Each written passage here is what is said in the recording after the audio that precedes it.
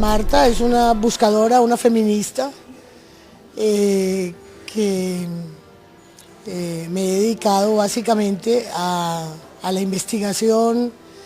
de lo que son las fundaciones simbólicas del patriarcado, no solamente en el área mítica, también mucho en el área literaria, tratando de pesquisar lo que ha sido la colonización de estos símbolos y lo que estos símbolos nos han significado, digamos, en el ámbito de la alienación, en el ámbito de la exclusión que el patriarcado a lo largo de toda la historia de su existencia ha hecho de lo femenino y de la mujer.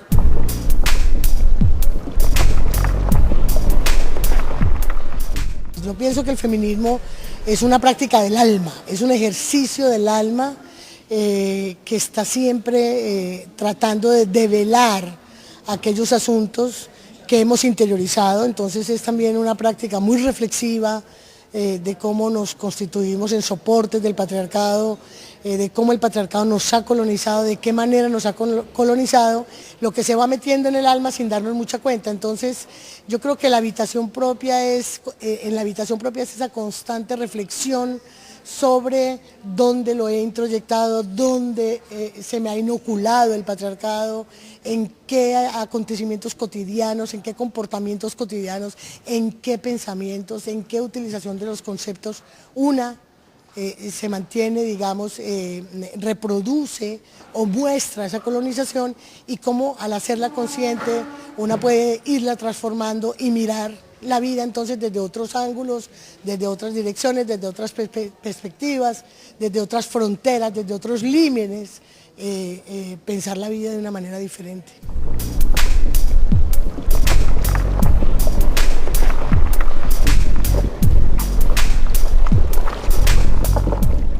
Hay momentos de mucho dolor, sobre todo la conciencia de la colonización. Yo pienso que es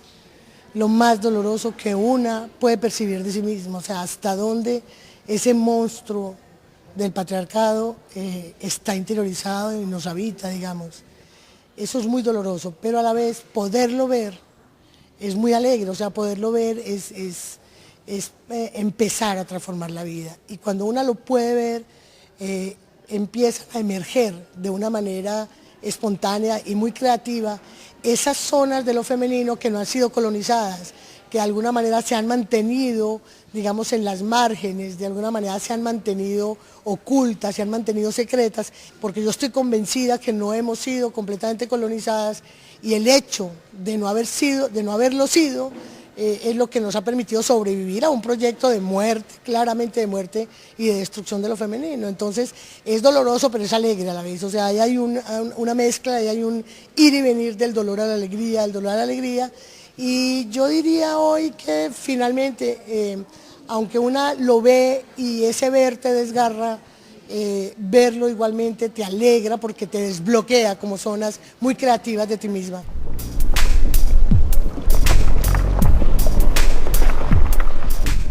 El lenguaje patriarcal y el lenguaje que conocemos se ha caracterizado porque el sujeto del discurso siempre es el hombre, es decir, se habla de los derechos del hombre, y dentro de eso se supone que estamos las mujeres, pero las mujeres tenemos unas características y tenemos unos modos y unas maneras tan diversas a lo que ha sido la homogeneidad patriarcal, que esa diversidad de lo femenino frente a ese proyecto homogéneo, patriarcal y masculino, no puede decirse en ese lenguaje que siempre nos está travestiendo, siempre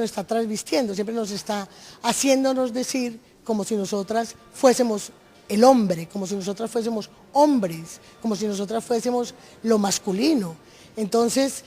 cuando te encuentras con que el sujeto de todo discurso es lo masculino y quieres hablar de emociones, de sensaciones, de sentimientos que no están, digamos, dentro de ese masculino,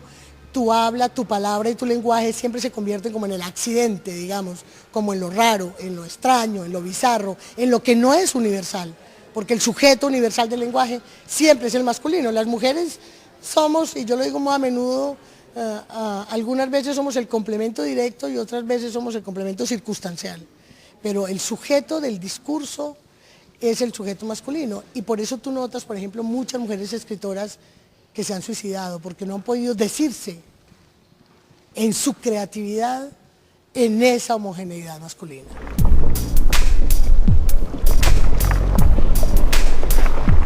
Las mujeres nos acostamos con el enemigo, supuestamente amamos al que nos oprime y oprime a nuestras hermanas. Y esa es la gran, digamos, el enorme reto del feminismo, y a la vez la esencia que hace que nos preguntemos por el amor, que nos preguntemos por la sexualidad, que nos preguntemos por las relaciones cotidianas. Y cuando el feminismo plantea uno de sus grandes, de sus grandes proyectos es "mi cuerpo es mío", el feminismo baja y desciende hasta la cama misma, lo que no lo hace, y hasta la vida cotidiana del día a día, del minuto a minuto, que no lo hace ningún otro movimiento social toca las esferas íntimas de los seres humanos. Y esa es una de las características más importantes, más difíciles, más imaginarias y más imaginativas del movimiento feminista, y es que el feminismo toca el cuerpo, el alma y la cotidianidad misma de los seres humanos. Su cuestionamiento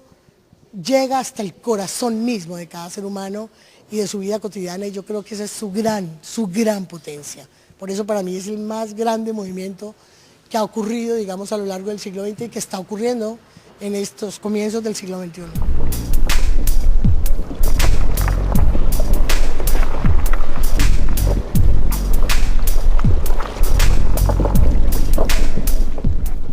La experiencia fue bellísima, o sea, además que entonces las cosas eran muy artesanales, se hacía el machote, se recortaban las hojas, se pegaban las cosas, y eso creó muchos lazos de grupo, creó muchas relaciones entre las que hacíamos la revista, pero además de eso quisimos, digamos, ya todo el movimiento feminista en esos años, que eran los 80, quisimos tomarnos también la calle y llenar la ciudad de grafitis. Y esa también fue una experiencia muy fuerte, porque no todo el mundo lee el periódico, no todo el mundo lee una revista. Una frase condensa demasiados asuntos, escrita en un muro donde el bus para y espera unos cuantos segundos mientras cambia el semáforo, todo el mundo mira el grafiti. O sea, yo le veo mucho poder político al grafiti, y realmente fue una cosa muy contestataria y fue muy fuerte, y éramos más o menos noche a noche, podíamos pasar entre los grupos que hacíamos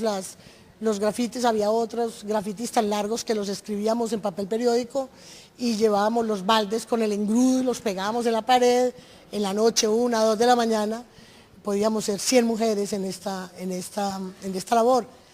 y toda la ciudad se comprometió con eso, porque nadie podía pasar desapercibido. O sea, estaba ahí en la pared, estaba ahí el texto, y la ciudad se volvió un cuerpo sobre el cual las mujeres escribimos nuestros pensamientos, nuestras denuncias, nuestras protestas, nuestros sueños, nuestras añoranzas, nuestros deseos, nuestras furias, nuestras rabias, nuestros quiebres anímicos, nuestros dolores sexuales. O sea, todo lo pusimos en la piel de esa ciudad, que son sus muros, sus fachadas, y de verdad que yo guardo eso aquí, en el corazón.